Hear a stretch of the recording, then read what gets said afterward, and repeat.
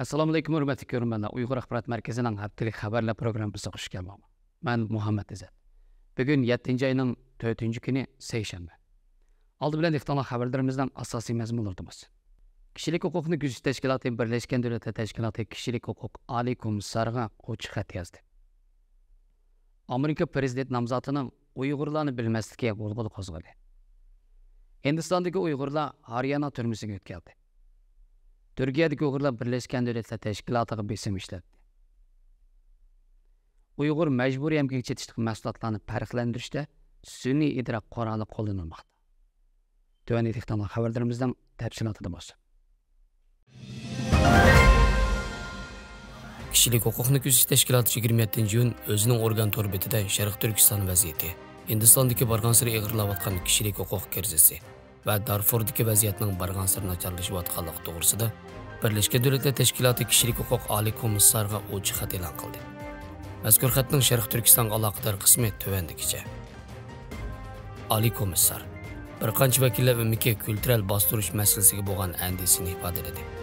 Kishilik huquq oliy komissari ishxonasining Sharq Turkistondagi kishilik huquq tafsirlanchiligi to'g'risidagi dokladida Xitoy hukumatining Uyg'urlarning va zo'r ko'pchilik musulmon bo'lgan boshqa millatlarning kulturini, tilini, dinini va kimligini sistemalik bostirganligi, shundaqla keng ko'lamda xohlagancha tutib turish, oilani parchalab o'tish, majburiy emgak silish, qiynash va majburiy g'oyib qilib o'tish qatorliq ahvollarning mavjudligi va bularning insoniyatga qarshi jinoyat shakllantiradiganligi tilga olingan.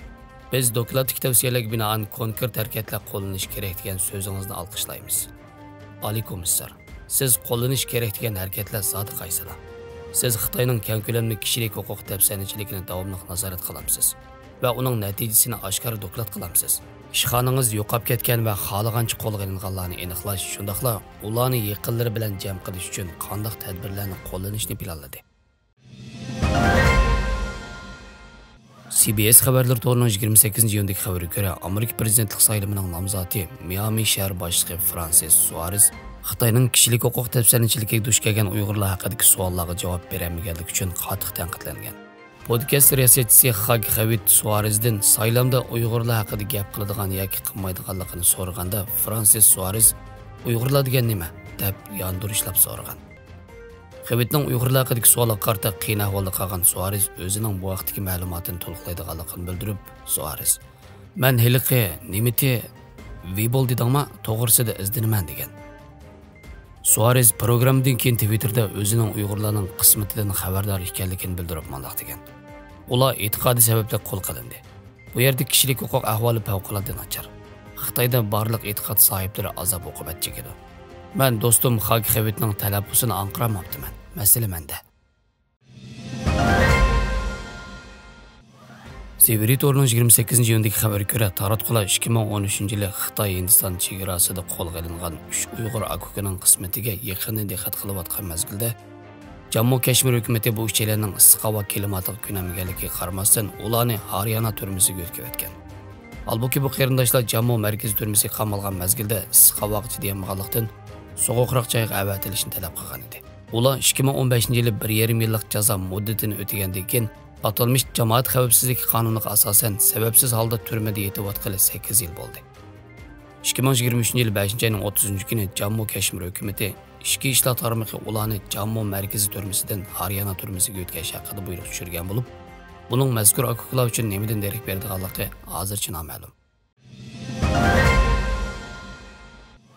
Xitoy Project Tour'ning 29-iyundagi xabariga ko'ra, Sharq Turkistonda yo'qolib ketgan urug'liqlarni izlayotgan muhojiratdagi musulmon Uyg'ur faoliyatchilar Birlashgan Davlatlar Tashkilotining Xitoyning Uyg'urlarga hech qanday jinoyat sababli emas, balki e'tiqodi sababidan hujum qilganligini va ularni turmaga tashlaganligini e'tirof qilishga va 6 oy ichida to'lam bilan qo'yib berishga qistash haqida besim qilgan.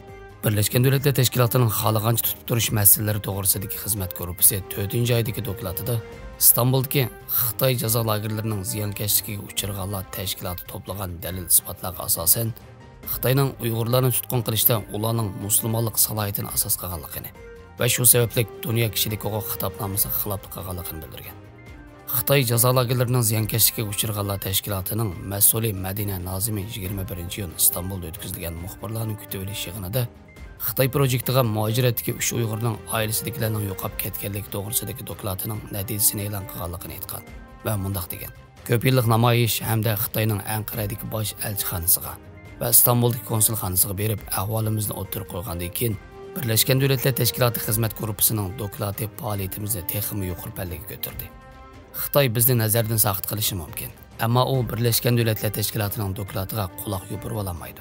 Mazkur guruhning doklatida naql qilingan shu Uyg'urning oilasiga advokatlik qilgan Turkiyadagi kishilik huquq advokati Guldan Sönmez bu intayin muhim qaror degan. U yana g'oyib bo'lgan Uyg'urlarga aloqador 11 deloni Birlashgan Davlatlar Tashkiloti xizmat guruhiga yo'llagan bo'lib, bulardan o'xshash natijaga erishishni umid qilmoqda ekan. Fox xabarlar to'rining 1-yildagi xabariga ko'ra, yaqinda $100 million mablag' to'plagan Altana degan sun'iy idrok shirkati Altana Atlas nomli sun'iy idrok qurolini yasab chiqqan bo'lib, bu qurol Amerika Tamojna va chegara qo'g'dash idorasi tomonidan import ahvolini iz qo'g'dash uchun ishlatilmoqda ekan.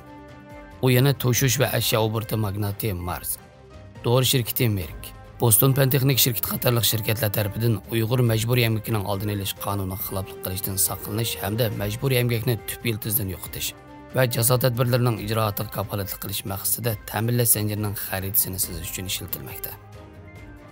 Altana shirkatining bosh ijroiya amaldori va qo'rg'uvchisi Evan Simesning bildirishicha, mazkur shirkatning ta'minlash zanjirining xaritasini sizish sistemasi Google yer shari ta'minlash zanjiri xaritasiga o'xshaydigan bo'lib, u har xil shaklda ashyo obrati bilan shug'ullanadigan shirkatlarni iz qo'g'lab tekshirish bilan bir vaqtda A nuqtadan B nuqtagacha bo'lgan bog'lanish va mahsulot aylanishini ko'rsatib berdi ekan.